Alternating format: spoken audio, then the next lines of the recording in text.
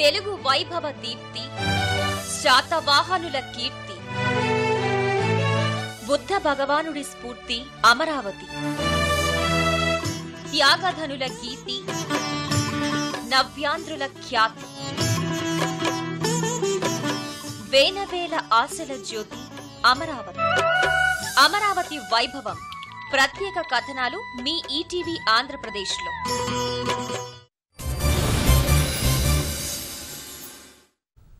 రాజనగరి అమరావతికి ఆధ్యాత్మిక పర్యాటక కేంద్రాలు మణిహారం కాబోతున్నాయి.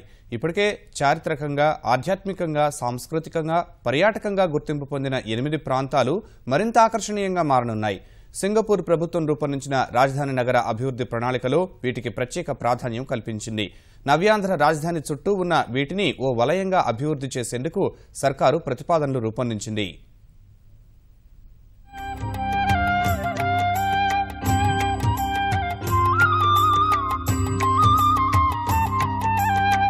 కృష్ణా, గుంటూరు జిల్లాల పరిధిలో రాజధాని ప్రాంతంలో ఉన్న దేవాలయాలు, పర్యాటక ప్రాంతాలను కలుపుతూ ఆధ్యాత్మిక పర్యాటక వలయం ఏర్పాటు చేయాలని ప్రభుత్వం భావిస్తోంది.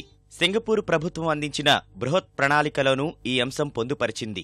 భవిష్యత్ విస్తరణతో కలిపి 145 కిలోమీటర్ల మెట్రో మార్గం, 45 కిలోమీటర్ల జలమార్గం, 61 కిలోమీటర్ల రోడ్డు మార్గం అభివృద్ధి చేయాలనేది ఆలోచన. తొలిదశలో 8 ప్రాంతాలను ఇందుకు ఎంపిక చేసింది.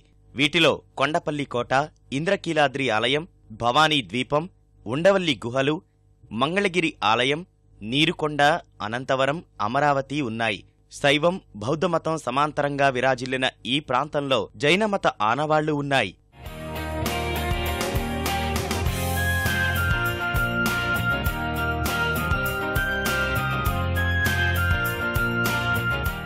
గౌతమ బుద్ధుడు ఈ ప్రాంతంలో స్వయంగా పర్యటించి పవిత్ర మంత్రాలతో శుద్ధి చేయడం వల్ల ధరణి కోటగా మారింది. 400 ఏళ్లపాటు శాతవాహనులకు రాజధానిగా నిలిచింది. ఇక్కడ నిర్మించిన 125 అడుగుల బుద్ధుని విగ్రహం మరో ఆకర్షణ. కేంద్ర ప్రభుత్వం అమరావతిని వారసత్వ నగరంగా ప్రకటించింది. ధరణికోటలో ఉన్నటువంటి బౌద్ధ స్తూపానికి శిల్పులు ఆనాడు చెక్కినటువంటి శిల్పము ప్రపంచములో ఇప్పటికి లేదు. నభూతో న భవిష్యత్, మనం చూడలేం. ఆ తెల్లరాయిని వాళ్ళు వెన్నముద్దగా భావించి మలిచారు. ఒక్కొక్క శిల్పం చూడటానికి ఒక రోజు పడుతుందంటే ఆశ్చర్యం. బుద్ధుని యొక్క జాతక కథల్లో ఏముందో ఆ కథల్ని ఒక్కొక్క కథని ఒక్కొక్క శిల్పంగా చెక్కేశారు.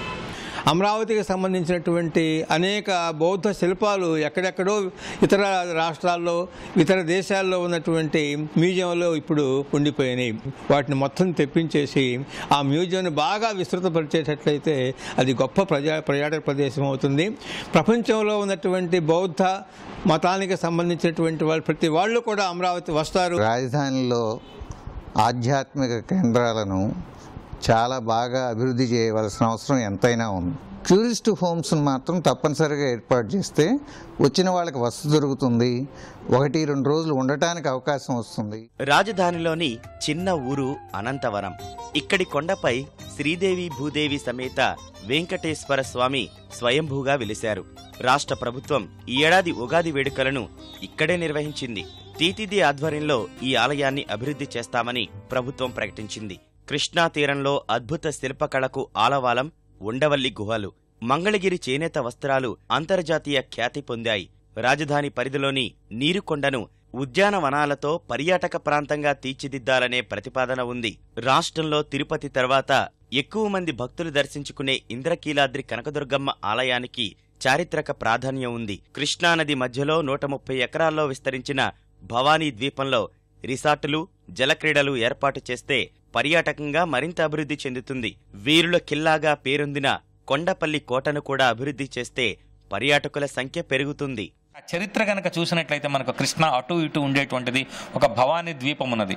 అక్కడేదో కేవలం ఒక లాడ్జింగ్ పెట్టి ఏదో లవ్ బర్డ్స్ సెంటర్ లాగా చేసే బదులు ఒక చైతన్యవంతమైనటువంటి ఆలోచనలు వచ్చే ప్రాంతం కింద వాటిని మార్చగలగాలి. మనం ఎక్కడికి పోయినా సరే ఒక అకాడమిక్ డిస్కషన్ కావాలి. అక్కడ మన ఈ ప్రాంతంలో ఉన్న ప్రముఖ ఆధ్యాత్మిక, సాంస్కృతిక కేంద్రాలన్నింటినీ కలిపి ఒక టూరిజం సర్క్యూట్ ఏర్పాటు చేస్తామన్నారు. కొద్దిగా దాన్ని చిత్తశుద్ధితో పూర్తిగా అమలు చేసేటట్లు చేస్తే పర్యాటకులు వస్తారు. ఇప్పుడు ఎట్లా అయితే మనం విదేశాల్లో వెళ్తే ఒక రోజులో ఆ ప్రాంతంలో యొక్క గొప్పతనాన్ని అంతా చూపిస్తారో అట్లా ఒక సర్క్యూటు, ఒక బస్సు, ఏదో ఒక రవాణా వ్యవస్థ ఏర్పాటు చేసి ఆ వచ్చిన వాళ్ళకి మన గొప్పతనం తెలిసేలా చిత్తశుద్ధితో కూడిన ప్రణాళిక అవసరం. విజయవాడ దుర్గగుడి, మంగళగిరి పానకాల స్వామి, అమరావతి, పొన్నూరు, అనంతవరం ఇట్లా వందల వేల సంవత్సరాల నుంచి ఉన్న గొప్ప దేవస్థానాలు ఉన్నాయి మన దగ్గర. వాటన్నిటినీ కలుపుతా ఓ సర్క్యూటు, ప్లస్ కృష్ణానదికి రెండు వైపులా విపరీతమైన టూరిజం డెవలప్ చేస్తూ ఉంటున్నారు. ఇప్పుడు వచ్చిన సింగపూర్ మాస్టర్ ప్లాన్లో కూడా మనకు అర్థమైనంత వరకు చాలా మంచి ప్లాన్ అది. దాన్ని యాజ్ ఇట్ ఈజ్గా డెవలప్ చేస్తే అప్పుడు అంతర్జాతీయ శోభ వస్తుంది. కృష్ణా, గుంటూరు జిల్లాల్లో అనేక చారిత్రక, సాంస్కృతిక, ఆధ్యాత్మిక పర్యాటక కేంద్రాలున్నా పర్యాటకులకు తగిన సౌకర్యాలు లేవు.